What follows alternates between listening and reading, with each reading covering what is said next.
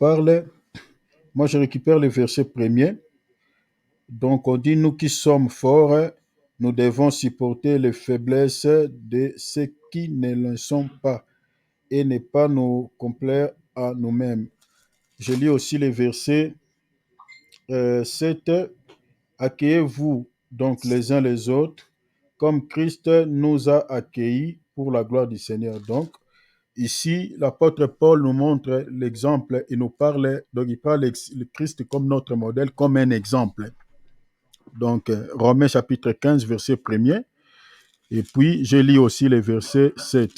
Donc, l'apôtre Paul ici, il prend Christ comme modèle, comme il est dit dans la Bible, Christ est notre imitateur.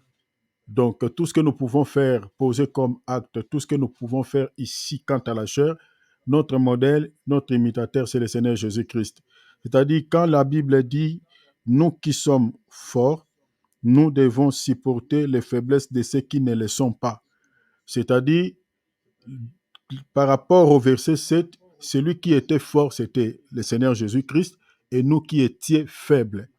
Alors Jésus-Christ qui était fort nous a supportés. Et jusqu'à présent, le Seigneur nous supporte dans nos faiblesses. Malgré nos imperfections, le Seigneur ne nous tue pas.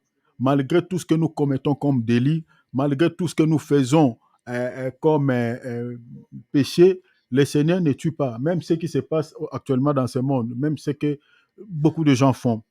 Le Seigneur ne frappe pas par la mort des fois, hein, bien qu'il y a des cas exceptionnels, mais Dieu, son amour est toujours là. Déjà, l'Écriture dit Dieu ne souhaite jamais la mort des pécheurs.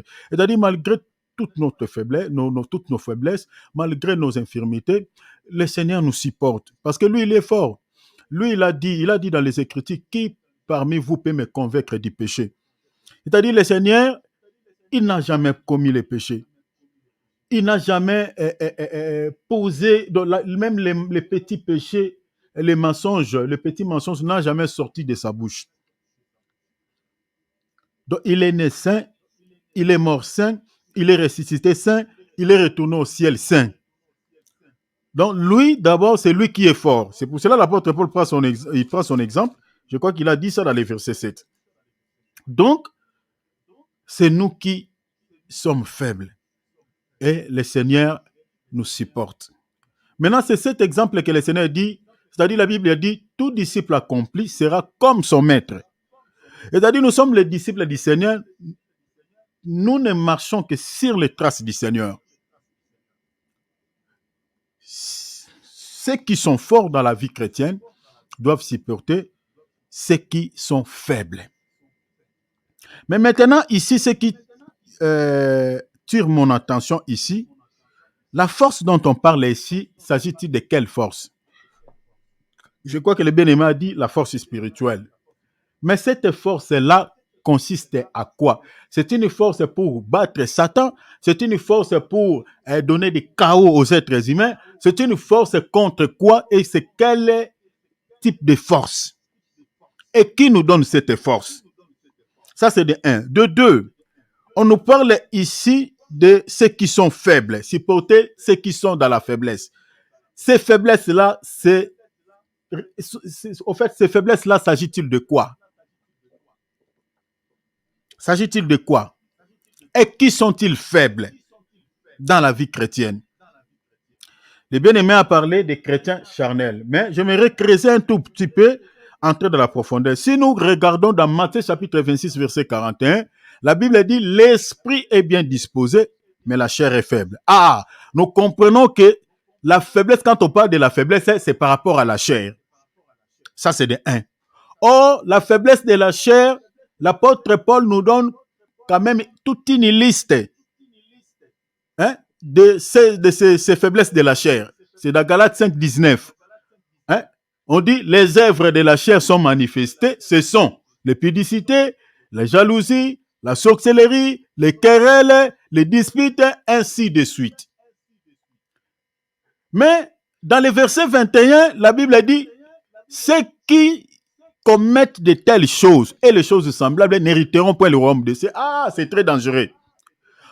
Ici, on dit ceux qui sont forts supportent les faibles. Pourquoi doivent-ils les supporter? Parce que ceux qui sont faibles courent un danger dans leur vie. Ils courent un risque.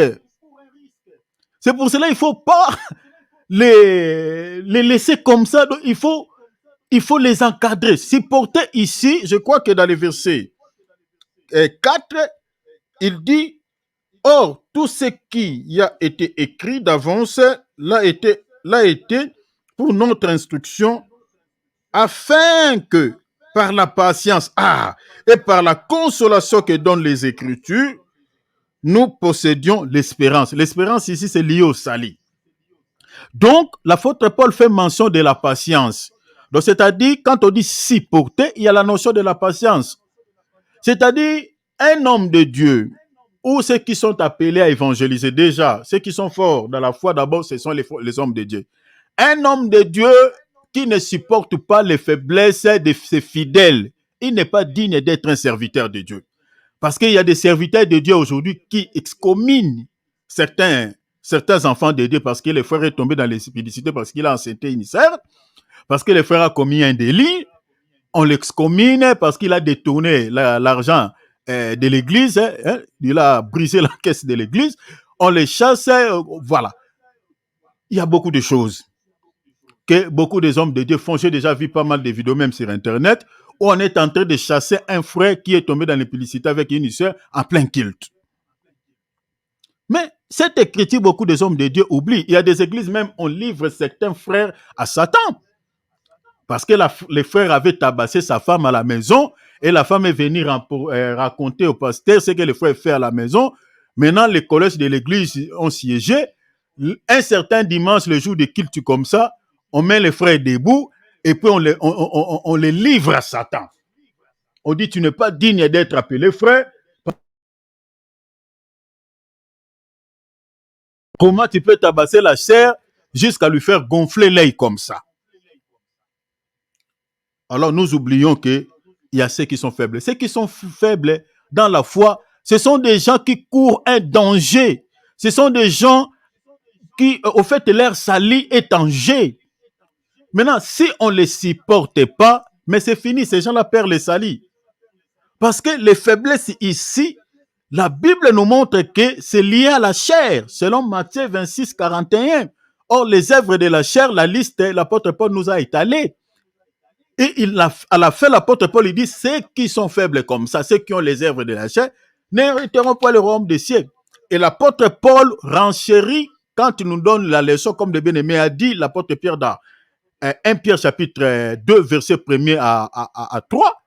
Il dit, il faut que vous puissiez, il faut donner du lait aux nouveau-nés, c'est-à-dire aux nouveaux convertis ou à ceux qui sont charnels, afin qu'ils croissent pour le salut. Donc, il faut leur donner le lait maternel pour leur croissance, pour le salut. C'est-à-dire, s'il n'y a pas le lait pour ces chrétiens-là, ils perdent le salut. Vous voyez? C'est pour cela la notion.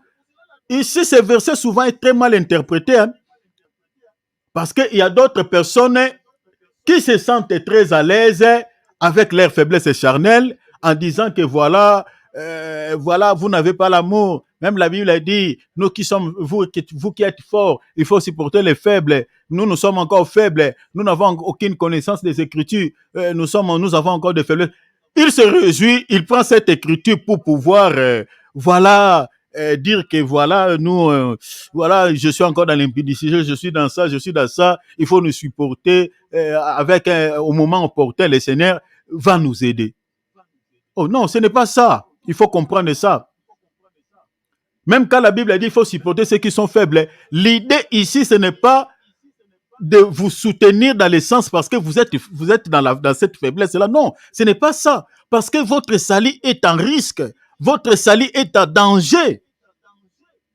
Parce que les œuvres de la chair, ceux qui n'ont pas encore abandonné les actions charnelles, les œuvres de la chair, la Bible dit, n'hériteront pas les royaumes des cieux. Leur salut est en jeu. Voilà pourquoi il faut les aider. C'est comme vous avez quelqu'un qui est malade, c'est-à-dire, peu importe de tout ce qu'il peut faire caca aux vêtements, il peut pisser, tout ça. sachant qu'il est déjà malade, qui va les taper? Qui va les frapper? Si vous les frappez, donc vous risquez de les perdre davantage. C'est dans ce sens-là que ce verset est interprété. C'est-à-dire, vous allez souhaiter d'abord que, bon, vous allez les supporter, enlever ces caca-là, enlever ces pipis-là, enlever. Pourquoi? Parce que c'était malade. C'est comme le bien-aimé Philippe a dit tout à l'heure. Donc, ceux qui sont malades là, il faut les supporter. C'est dans ce sens. C'est-à-dire, les caca qu'ils font, les pipis qu'ils font aux vêtements là, c'est-à-dire, tous ces saletés-là qui est symbolisé par les péchés. Donc, il faut beaucoup les supporter pour pouvoir les aider à faire quoi? Pour pouvoir les aider à grandir dans la foi. C'est dans ce sens. Ce n'est pas pour les aider à rester dans la chair, non. Donner, leur donner. L'aider ici, c'est leur donner du lait. Le lait, c'est quoi? Le lait dans la Bible, ce sont des petites notions élémentaires ou les rudiments, c'est-à-dire des enseignements élémentaires de la vie chrétienne. Vous comprenez? Je prends Hébreu. Allons rapidement dans Hébreu. Rapidement, Hébreu chapitre 5. Hébreu chapitre 5, verset. Lisons les versets 11. Bien-aimé Philippe, si tu peux m'aider rapidement. 11 au verset 14. Rapidement, mon frère, pour gagner du temps, s'il te plaît, mon frère. Hébreu chapitre 5, verset 11 à 14. Regardez ce qui dit la Bible ici. Donc, vous comprenez que un pasteur, avant de lire mon frère, un pasteur qui n'a pas encore abandonné les œuvres charnelles, qui n'a pas encore abandonné l'impudicité, un pasteur escroc, menteur, ce pasteur-là, sur le plan spirituel, c'est un bébé. Donc, si une église est sérieuse, donc on doit récupérer ce pasteur, l'interpeller et le faire asseoir dans la chaise, qu'il prenne du lait, les biberons. Il faut les donner les biberons. Parce que ce n'est pas possible. Toi, tu es un pasteur, tu es un serviteur de Dieu. Comment tu peux... Parce qu'un homme de Dieu, c'est quelqu'un qui est fort. Pour arriver là à enseigner, tu dois être fort. Maintenant, si toi-même, un serviteur de Dieu, tu te retrouves dans des faiblesses. Maintenant, ceux qui sont là assis sur les chaises, qui vont les aider? Donc, si on attrape un homme de Dieu dans l'impudicité, dans l'adultère, dans des fraudes, dans l'escroquerie, en tout cas, dans une église sérieuse, les anciens doivent siéger et le faire asseoir dans des chaises comme tous les fidèles, lui donner les biberons, les laits. Donc, si physiquement, vraiment, on les récupère, on les fait asseoir sur les jambes d'une mère, on leur donne encore les mamelles. Parce que c'est un enfant. Il a encore des faiblesses. Même si vous le voyez, un papa aux cheveux blancs. Donc, s'il n'a pas encore abandonné les œuvres de la chair, c'est un bébé, ce papa-là, sur les plans spirituels. Lisez, mon frère, allez-y. Alors, nous avons beaucoup à dire là-dessus et des choses difficiles à expliquer. Nous avons beaucoup à dire là-dessus et des choses difficiles à expliquer. Allez-y, mon frère. Parce que vous êtes devenu lent à comprendre. Ah, vous devenez lent à comprendre. Vous, en effet, qui depuis longtemps devriez être des maîtres. Vous, en effet, qui depuis longtemps deviez être des maîtres. Vous voyez ici, hein, regardez, suivez bien la lecture. Deviez être des maîtres. Maintenant, vous avez encore besoin que l'on vous enseigne les principes élémentaires des oracles de Dieu. Vous avez encore besoin qu'on vous enseigne quoi? Les premiers, c'est-à-dire les enseignements qu'on vous enseigne, les premiers rudiments des oracles de Dieu. Continuez, mon frère. Vous en êtes venu à avoir besoin de lait. Oh, vous en êtes besoin d'avoir quoi? Besoin de lait. Et non d'une nourriture solide. Donc, vous comprenez que dans la vie chrétienne, nous avons deux types de la nourriture. Nous avons le lait et nous avons la nourriture solide. Maintenant, selon ce que le bien-aimé Junior a dit tout à l'heure, selon 1 Corinthiens chapitre 3, verset 1er à 3, on dit que le lait, on les donne à un chrétien charnel. Le lait. Un chrétien charnel, c'est-à-dire celui qui a encore des œuvres, qui a encore des péchés en lui, qui n'a pas encore abandonné les œuvres de la chair. On lui donne le lait. Alors, les laits là, la Bible ici dit, la Bible dit quoi? Ce sont des enseignements, des rudiments, des oracles, c'est-à-dire ce sont des enseignements élémentaires, des notions élémentaires. C'est-à-dire, il faut dire à ces chrétiens-là d'abord, au lieu de l'enseigner, l'Apocalypse chapitre 4, verset 5, les 4 êtres vivants, lui parler de la prophétie, lui parler de la révélation. Non, laissons d'abord tout ça. Il faut l'enseigner d'abord que non, l'impudicité, c'est un péché. C'est un péché qui suit l'âme. C'est un péché qui attriste le Saint-Esprit. Lui prêcher, lui parler de la repentance, qu'il abandonne. C'est ça ce que Jean-Baptiste avait fait. Il voyait les scribes et les docteurs de la loi. Donc malgré ils étaient des docteurs de la loi, ils venaient se faire baptiser chez Jean-Baptiste. Mais Jean-Baptiste les a considérés comme des enfants. Il dit, repentez-vous. Repentez-vous. Si vous ne vous repentez pas, produisez donc le fruit digne de la repentance. Donc ces gens-là, tous, Jean-Baptiste l'avait considéré comme des enfants. Il parle de la repentance. C'est ça des notions élémentaires de la vie chrétienne. Parler un peu du péché, parler un peu de la sanctification, leur parler de la sainteté. Vous voyez, c'est ça ce que l'apôtre Paul parle. Il dit pour leur salut, afin qu'ils croissent pour les jours du salut, pour les salis. Donc le lait, c'est important pour un chrétien pour obtenir le salut. Donc un chrétien qui n'a pas reçu le lait, son salut est en jeu. Donc, vous comprenez que 1 Corinthiens 15 là, supporter ces gens, donc les supporter, c'est-à-dire les aider en d'autres termes. Pour qu'ils reçoivent les salut, pas dans le sens de les supporter, voilà, il fait l'impudicité, vous ne dites rien. Jusqu'à ce que, non, ce n'est pas dans ce sens, ce n'est pas ce qui dit la pensée de l'apôtre Paul. C'est-à-dire leur donner du lait, les aider. Donc comme quelqu'un qui est malade, vous enlevez la saleté, vous les changez les habits. Or, l'habit dans la Bible, c'est aussi la justice. C'est aussi les œuvres justes. Donc, l'aider à marcher, à pratiquer de bonnes œuvres. Vous comprenez? Continuez, mon frère. On dit quoi? Or, quiconque en est au lait n'a pas l'expérience de la parole de justice. On dit quoi? Il est un enfant.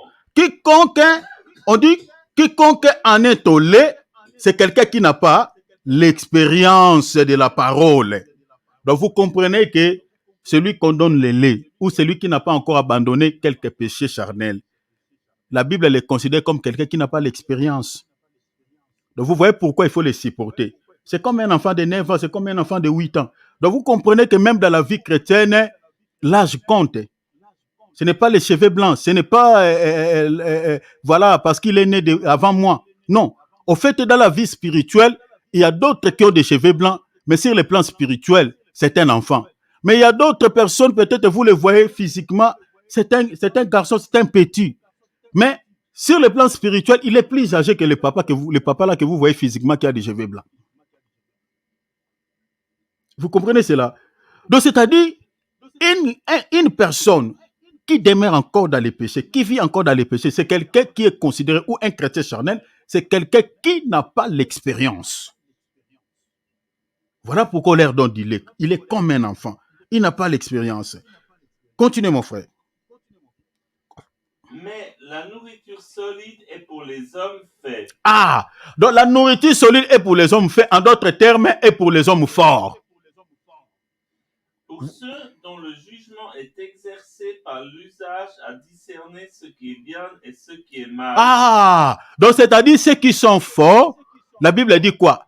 Ils ont le discernement. Or, le discernement, c'est un don. C'est-à-dire, ils ont le discernement de savoir quoi? De pouvoir distinguer ce qui est bien et ce qui est mal.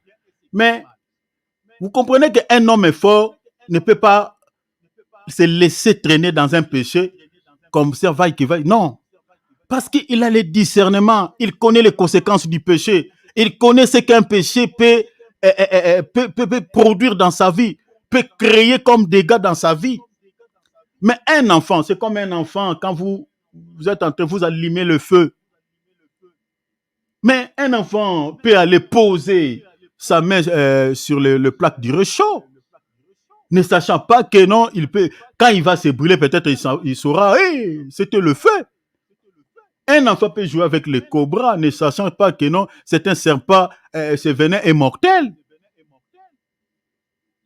C'est pour cela que vous voyez que certains chrétiens continuent à vivre dans une vie de dérèglement, mais en étant toujours enfants de Dieu. Ne sachant pas que cette vie-là peut amener beaucoup de soucis dans sa vie sur le plan spirituel. Prenons, je pas seulement le cas de l'impudicité.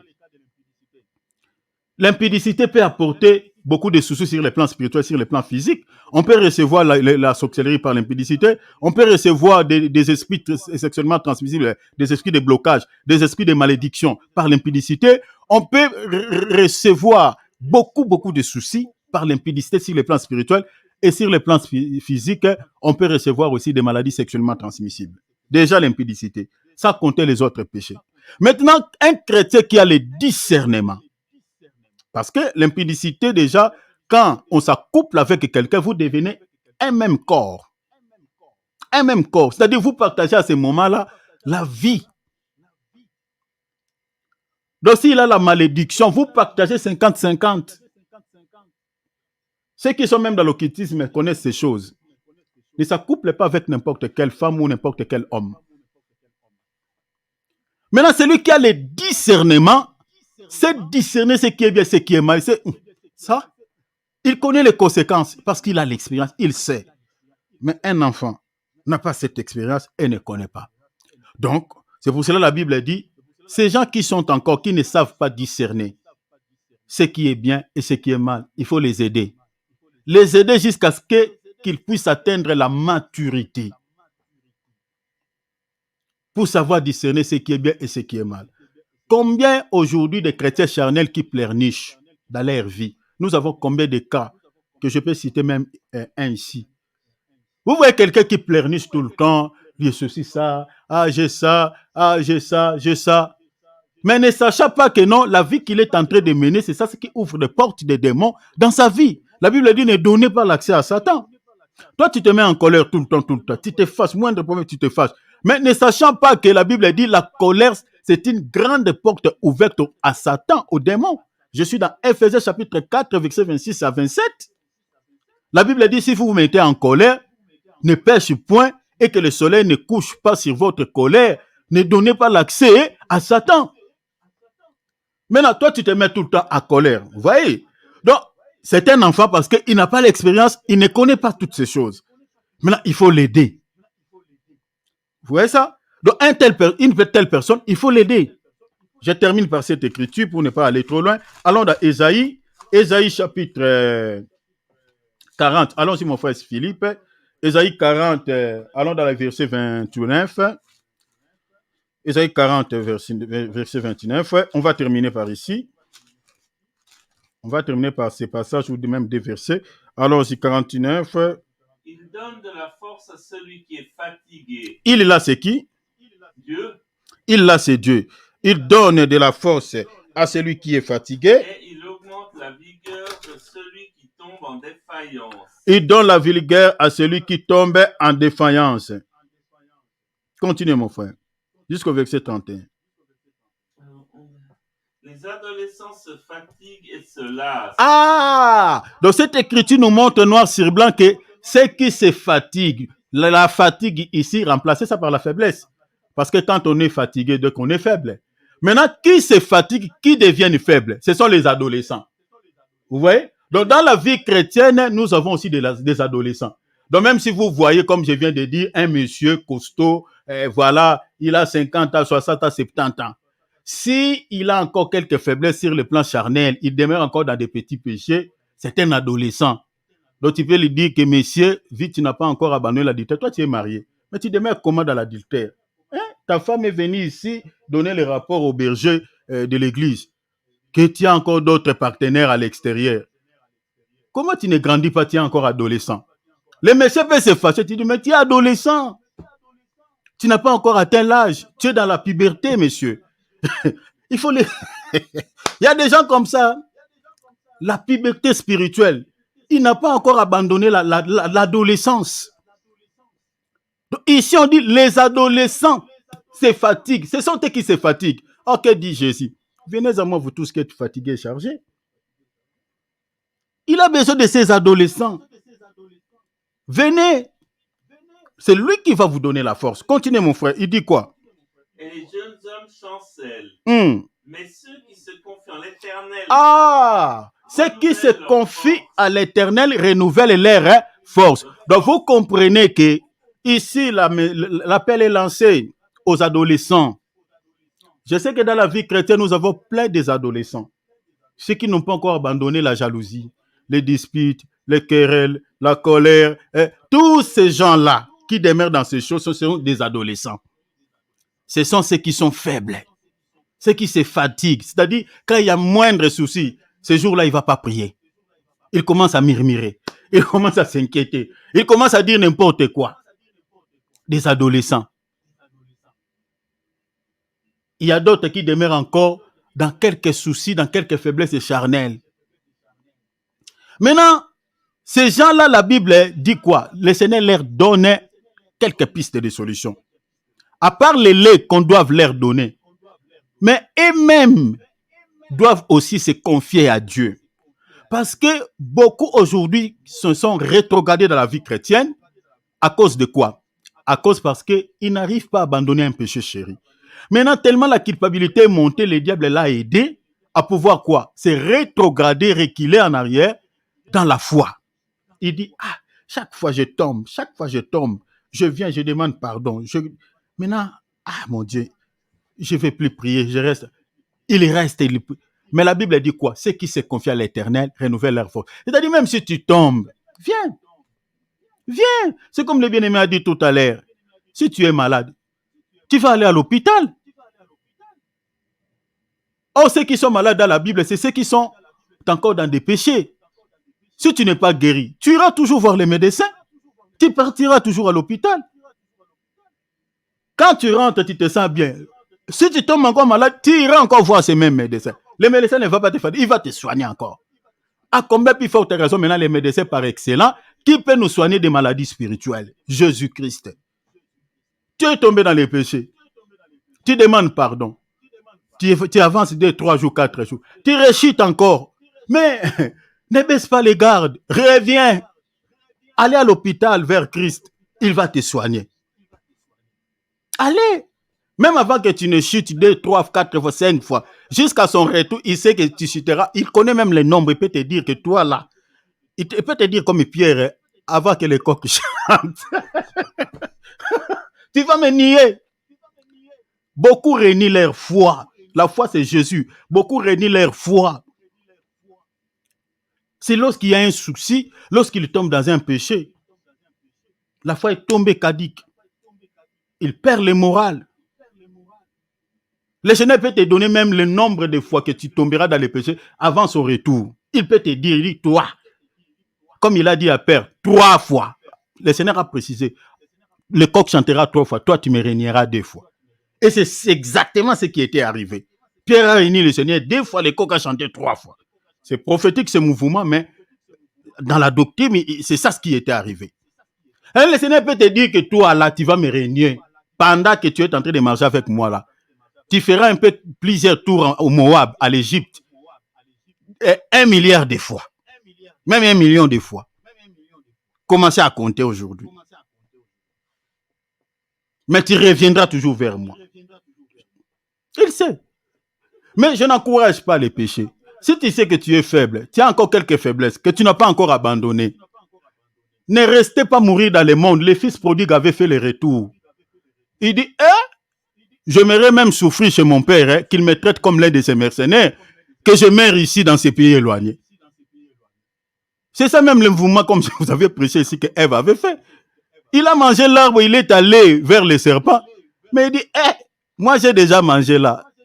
Mais qui peut me sauver? C'est mon mari. Donc il a fait exprès de donner le fruit à son mari, en quelque sorte. Il avait fait ça exprès, elle avait fait ça exprès. Parce que c'est Adam qui pouvait sauver la vie de sa femme. Donc ici, je parle de Christ et à l'église. Vous voyez? Nous avons considéré Christ comme péché, comme puni, parce que si on ne l'avait pas fait comme ça, si on ne l'avait pas traité comme puni, si on ne l'avait pas considéré comme impur, nous, on ne serait pas, on ne pouvait pas recevoir la vie que nous avons aujourd'hui. Donc, la Bible dit, ceux qui se confient à l'Éternel renouvellent leur force. C'est-à-dire, quand tu tombes, reviens. Même si tu sais que tu es tombé dans les mêmes péchés plusieurs fois, 4 fois, 5 fois, revenez.